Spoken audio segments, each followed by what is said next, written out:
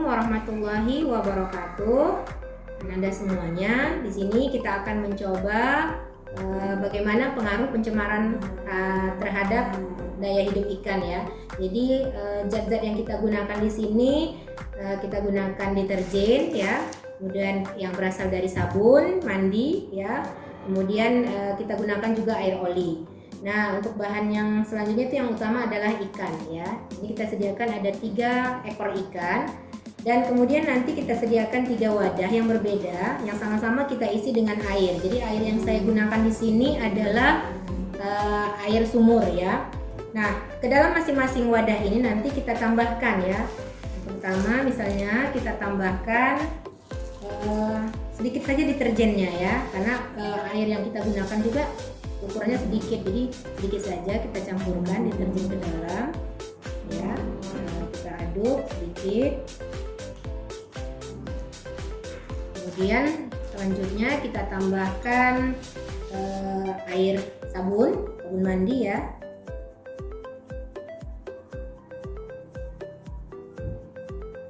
Kita aduk agar dia merata. Kemudian kita tambahkan juga di wadah satu lagi, itu adalah menggunakan oli bekas ya.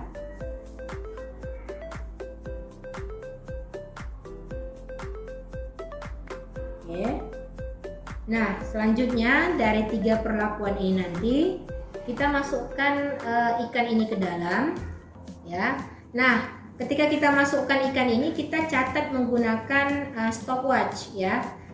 Bisa kita catat 5 menit pertama, 5 menit kedua dan selanjutnya ya. Nah, untuk itu kita akan masukkan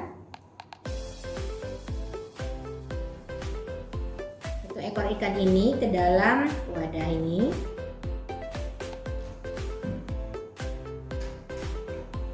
Ke dalam air sabun.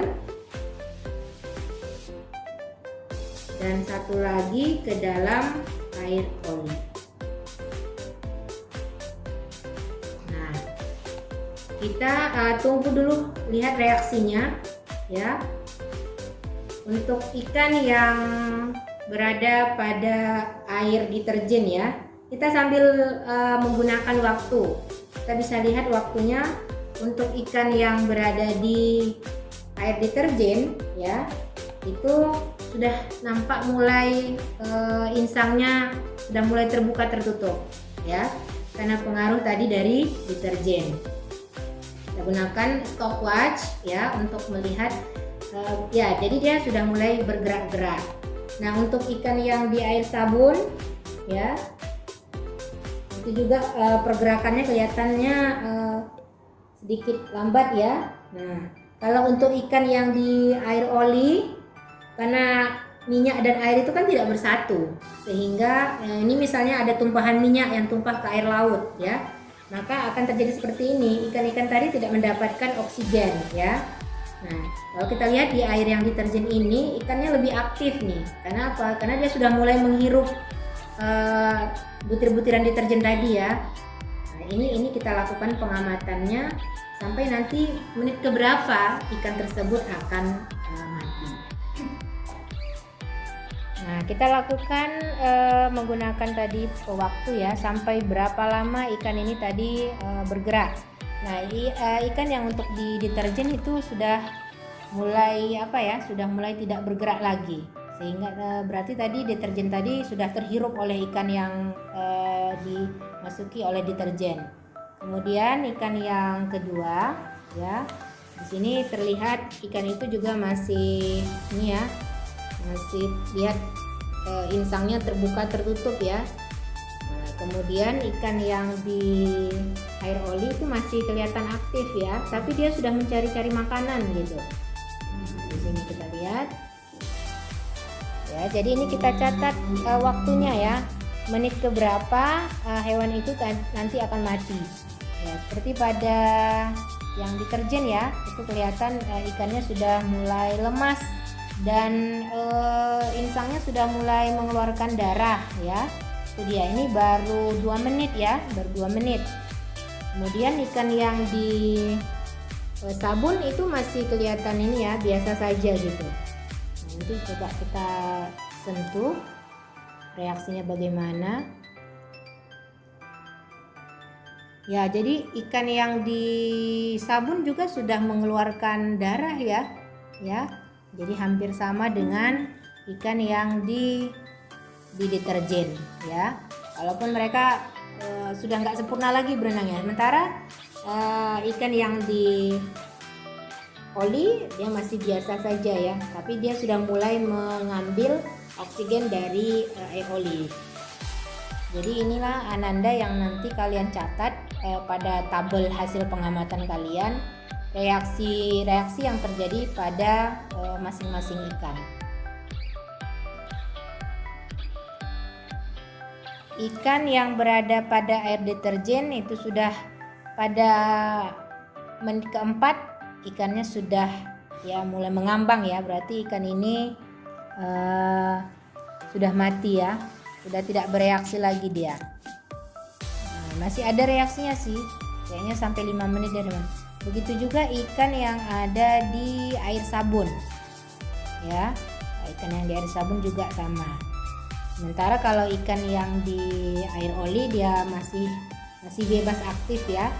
Jadi dari sini kalian bisa melihat bagaimana pengaruh sabun, pengaruh deterjen yang bisa merusak lingkungan di sekitar kita ya. Air yang dibuat juga akan berubah nih, kelihatan ya. Nah, air yang di air deterjen juga berubah warna. Begitu juga dengan air sabun. Ya. Nah, ini dia reaksinya yang kelihatan. Nah, ini kalian nanti catat sampai menit keberapa hewan itu benar-benar sudah mati. Nah, setelah 5 menit itu kelihatan ikannya sudah mengambang, berarti ikan ini sudah mati dan mengeluarkan cairan ya seperti lendir. Kemudian ikan yang berada di air sabun itu juga sudah mulai ya, air sabunnya sudah mulai berubah warna. Ikannya juga sudah mengeluarkan lendir ya, walaupun dia masih dalam keadaan hidup. Untuk ikan yang di air oli itu masih kelihatan aktif ya, karena bahan pencemarnya itu berada di atas, tidak bergabung dengan air ya, minyak itu tidak bersatu dengan air. Nah, ikan yang berada di air oli itu pada menit ke-12 sudah mulai bergerak ya, sudah mulai bergerak. Kenapa? Karena air oli tadi dia sudah mulai memakan air oli tadi ya, sehingga kelihatan di sini ikan ini tadi sudah mulai bergerak dengan cepat memakan makanannya itu yang berupa air oli. Nanti lama kelamaan dia akan memakan seluruh air oli ini nanti, sehingga beracun ya bagi tubuhnya. Hasil ini kalian akan masukkan ke dalam tabel pengamatan, catat waktunya dan gerakan hewan-hewan tersebut bagaimana. Kemudian nanti kalian laporkan ya hasil yang kalian peroleh di lapangan. Sekian saja. Assalamualaikum warahmatullahi wabarakatuh.